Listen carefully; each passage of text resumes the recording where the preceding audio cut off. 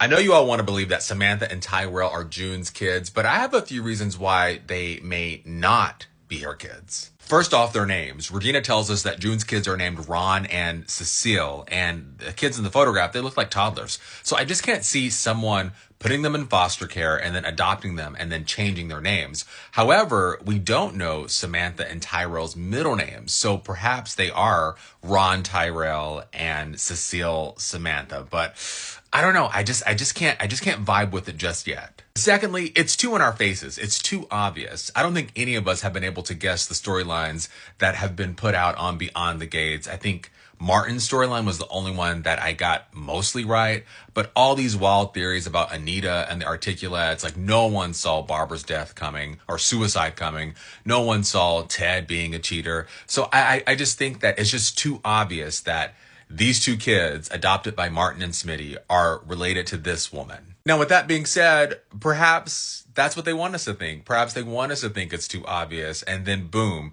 they are going to be Samantha Cecile and Tyrell Ron Tyrell.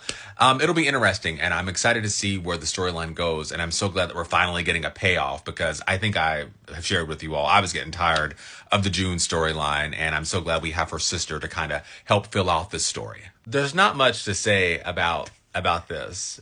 Tomas is still a villain, but he looks good.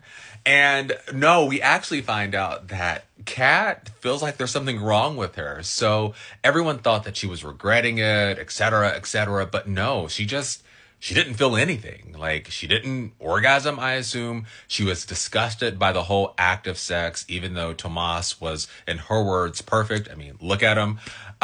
Yeah, she had a conversation with Chelsea about this, and she feels like she's going to have to talk to her gynecologist. So who knows? Maybe, Beyond the Gates has done some interesting things. Maybe she's asexual. There are people who don't necessarily like the act of sex, and people who lose their virginity, many of them talk about how, oh, it was an amazing first time or whatever, but yeah, she didn't feel anything. So I thought that was odd and very telling. And again, we didn't guess that correctly. We thought she was just having sex with him to get back at Eva, but no, she really wanted to have sex with him, and she didn't feel anything. Leslie is begging Ted for money. He says no to her, and then Eva comes and asks him for the money for Leslie, and he gives it to her.